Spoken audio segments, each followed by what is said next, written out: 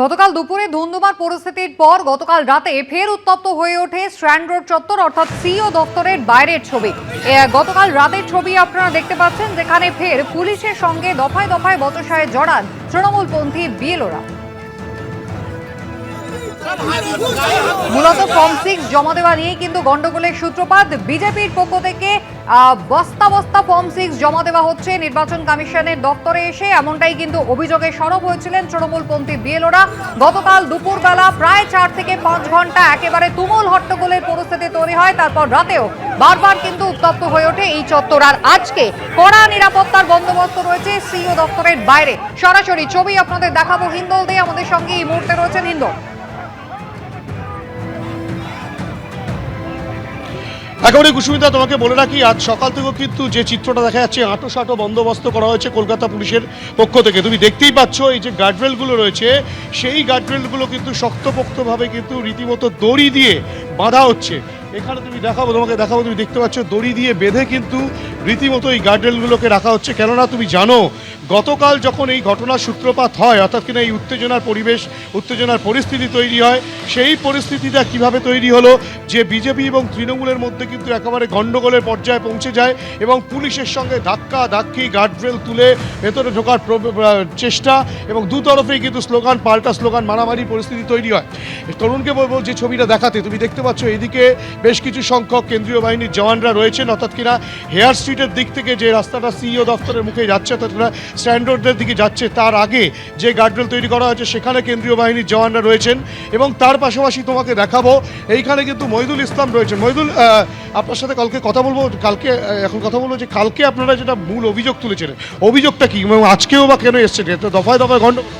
দেখো, অভিযোগ হলো বহিরাগতদের ভোটারদেরকে যুক্ত করার জন্য গুচ্ছ ফর্ম 6 জমা করছে বিজেপি নেতারা, যেটা করতে পারে না।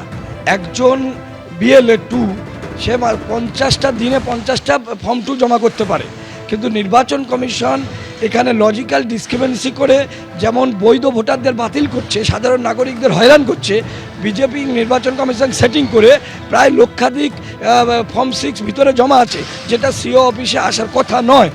আমি নিজে যখন কালকে ডেপুটেশন দিতে গেছি তখন নিজেও দেখেছি ফর্ম 6 প্রচুর পরিমাণে আছে। ফলে এই ফর্ম 6 দিয়ে বৈধ ভোটারকে ঢুকিয়ে যেভাবে গণতন্ত্র হত্যা করছে, যেভাবে ফ্রি অ্যান্ড ফেয়ার ইলেকশন আটকানোর চেষ্টা করছে বিজেপিকে সুবিধা করার জন্য, তার প্রতিবাদ করছি। ফলে আমাদের ধর্না চলছে, 24 ঘন্টা আবারও ধর্না চলবে। একটা উত্তেজনা তৈরি হলো আপনাদের সঙ্গে, অর্থাৎ আপনারা তো তৃণমূলের নেতৃত্বে রয়েছেন, কর্মী সমর্থকরা ছিল, এবং আপনার বিএলও সংগঠন যারা তারাও ছিল, তাদের সঙ্গে বিজেপি কর্মী সমর্থক, বিজেপি নেতৃত্বের একটা ব্যাপক গণ্ডগোল পুলিশের সঙ্গে রাত পর্যন্ত সেটা করালো দফায় দফায়। দেখুন, আমরা চোর হাতে নাতে ধরেছি কালকে। ফলে বিজেপির গুন্ডা বাহিনী তারা এসে আটকানোর চেষ্টা করছিল, তাকে উদ্ধার করার চেষ্টা করছিল, কিন্তু বিজেপির কাজ গুন্ডাগর্দি করা, বিজেপির কাজ জুমলাবাজি করা। ফলে তারা সেটা করছে। যদি লড়াই হয়, লড়াই হবে। আমরা কি আপনারা এইভাবে? হ্যাঁ, আজকেরও আমরা ধর্না মঞ্চ 2টো গেটে আমাদের ধর্না চলছে, আমাদের হাজার কর্মী সমর্থকরা আসবে। ফলে লড়াই হলে লড়াই হবে। বুঝতে পারছো, আবারও কিন্তু একটা লড়াইয়ের হুঁশিয়ারি দেওয়া হচ্ছে তৃণমূলের পক্ষ থেকে। তোমাকে দেখাবো, ক্যামেরা পার্সন তরুণকে বলবো যে ছবি দেখাতে। একদিকে যখন এভাবে গার্ডরেল দেওয়া হচ্ছে, গার্ডরেলগুলোকে একেবারে লক করে দেওয়া হচ্ছে, দড়ি দিয়ে বেঁধে দেওয়া হচ্ছে, এবং বিভিন্ন স্তরে প্রায় 3 থেকে 4টে স্তরে কিন্তু এই নিরাপত্তার ব্যবস্থা আঁটোসাঁটো করা হচ্ছে।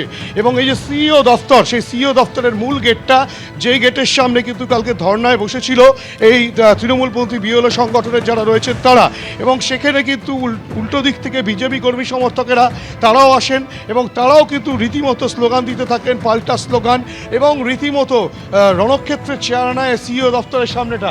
এবং ইতিমধ্যেই তুমি দেখতে পাচ্ছ সিইও দফতরের একেবারে বাইরে ব্যাপক সংখ্যক পুলিশ মোতায়েন রয়েছে একেবারে মূল গেটের সামনে।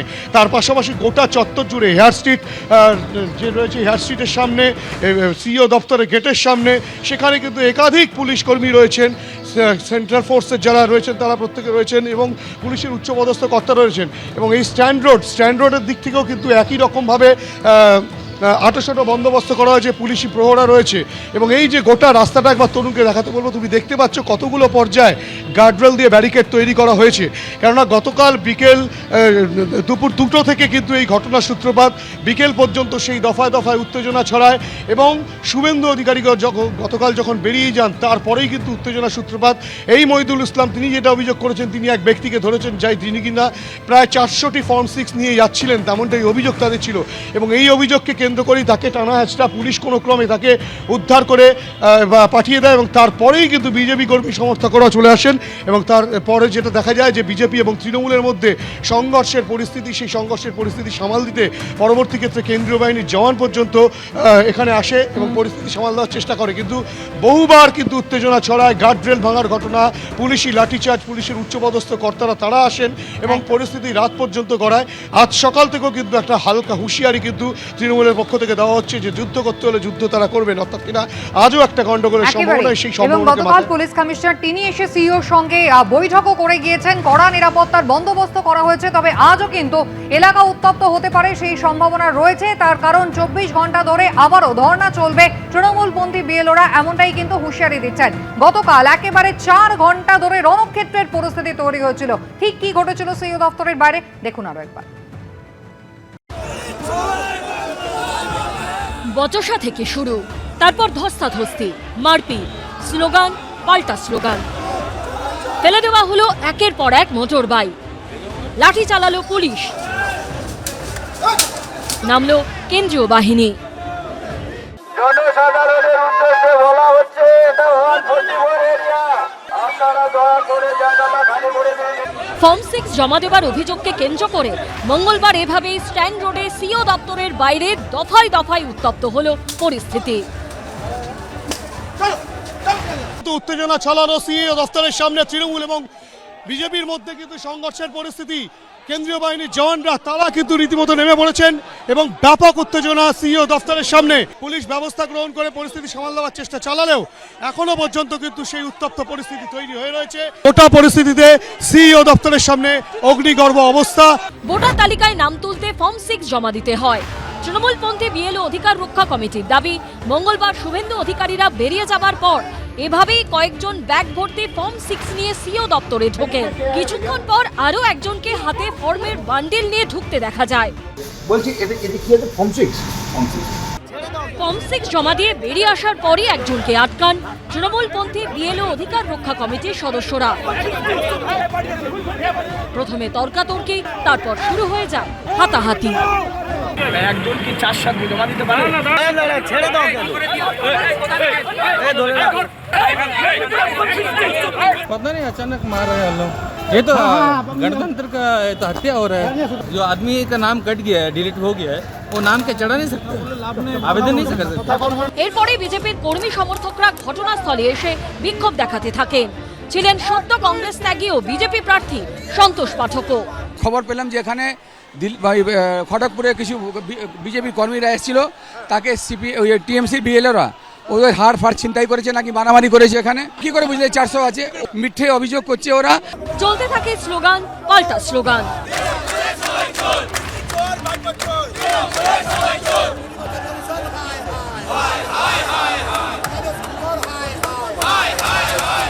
হুঁশিয়ারি দেন এক বিজেপি সমর্থক। हम लोग के कार्यकर्ताओं को मारा गया है, अगर अरेस्ट नहीं हुआ तो आज यहाँ पर हम लोग ऑपरेशन सिंदूर करके इन लोग को मारेंगे। मार का बदला मार होगा। নো ফুটেজ, নো রেজিস্ট্রেশন, মানে লক্ষ লক্ষ কাগজ জমা পড়ছে। ওই বস্তাগুলোতে বোম ঢুকলেও বোম ঢুকিয়ে দেবে। শিপিং কর্পোরেশন অফ ইন্ডিয়া এই নতুন অফিসে শিফটিং এর পিছনে কারণটা কি এটাই ছিল, যাতে সুন্দরভাবে অবাধভাবে এই কাজটা করা যায়। বিজেপি তৃণমূল দুপক্ষেরই হাতে দলীয় পতাকার পাশাপাশি বাঁশ লাঠি দেখতে পাওয়া যায়। ঠিক এই ব্যারিকেডের সামনে কিন্তু এখানে বিজেপি কর্মী সমর্থকরা ছিলেন এবং এই মুহূর্তে দেখতে পাচ্ছ যে একের পর এক বাইক কিন্তু এখানে ফেলে দেওয়া হয়েছে এবং বলা হচ্ছে যে এর মধ্যে অনেক বাইকই ছিল যারা তৃণমূল কংগ্রেসের যারা কর্মী সমর্থক তাদের বাইক ছিল, এমনটা বলা হচ্ছে। অন্যদিকে জানিয়ে রাখি, বিজেপির যারা কর্মী সমর্থকরা তারা ইতিমধ্যেই কিন্তু হুমকি দিয়েছেন যে তারা ছাড়বেন না, অর্থাৎ কিন্তু দুপক্ষই মারমুখী। পরিস্থিতি সামাল দিতে লাঠি চালাতে শুরু করে পুলিশ। ডাকা হয় কেন্দ্রীয় বাহিনী। দুটো অপোজিং প্রোটেস্টিং পার্টি এখানে ছিল, তো আমি অ্যালাউ করব না এটা, ঠিক আছে, কোনো পিস ভাঙতে কাকে দেবো না, আমি পদক্ষেপ নিয়ে নেব, ঠিক আছে। অভিযোগ উঠেছে কি আমাদের অফিসে এখানে এক গাদা ফর্ম 6 জমা হয়েছে, কত ফিগার আছে কি নিয়ে আছে, কোনো গভর্নমেন্ট অফিসে কোনো নিষেধ নেই। Any person can give as many documents, as many papers, as many emails, as many phone calls, as many call সেন্টারের detail, anything they can give. এটা আমাদের ডাক সেকশনে রিসিভ করতে হয়। অবশেষে বিকেল 5:30 নাগাদ পরিস্থিতি কিছুটা স্বাভাবিক হয়। রুমা পাল, হিন্দল দে ও ব্রতদীপ ভট্টাচার্যের রিপোর্ট, এবিপি আনন্দ। আজ সকাল থেকে সিও দপ্তরের বাইরে কিন্তু একেবারে আঁটোসাঁটো নিরাপত্তা, পরপর গার্ডরেল দেওয়া হয়েছে, পুলিশ রয়েছে কেন্দ্রীয় বাহিনী, 163 ধারা জারি রয়েছে। আর শুরুটা হয়েছিল কিন্তু গতকাল দুপুরে ফর্ম 6 জমা দেওয়ার অভিযোগ, এবং সেই অভিযোগকে কেন্দ্র করে একেবারে সংঘর্ষের পরিস্থিতি তৈরি হয়। রণক্ষেত্রের চেহারা নেয় তৃণমূলপন্থী বিএলও সংগঠনের সদস্যরা, অন্যদিকে বিজেপির কর্মী সমর্থকরা। অন্যদিকে গতকাল গন্ডগোলের পর সিও দপ্তরের বাইরে এলাকায় কড়া নিরাপত্তার বন্দোবস্ত করা হয়েছে। গতকাল রাতেও কিন্তু দফায় দফায় উত্তপ্ত হয়ে ওঠে পরিস্থিতি, পুলিশের বিরুদ্ধে স্লোগান দিতে শুরু করেন বিক্ষোভকারীদের। সিও দপ্তরের 100 থেকে 200 মিটার দূরে সরিয়ে দেওয়া হয়। আর মধ্যরাতে সিও দপ্তরে পৌঁছন কলকাতার পুলিশ কমিশনার। মুখ্য নির্বাচনী আধিকারিক মনোজ কুমার আগরওয়ালের সঙ্গে 1.5 ঘন্টা বৈঠক করেন। 1:30 নাগাদ অফিস থেকে বেরিয়ে যান। তারপর আজ সকাল থেকে একেবারে কড়া নিরাপত্তার বন্দোবস্ত।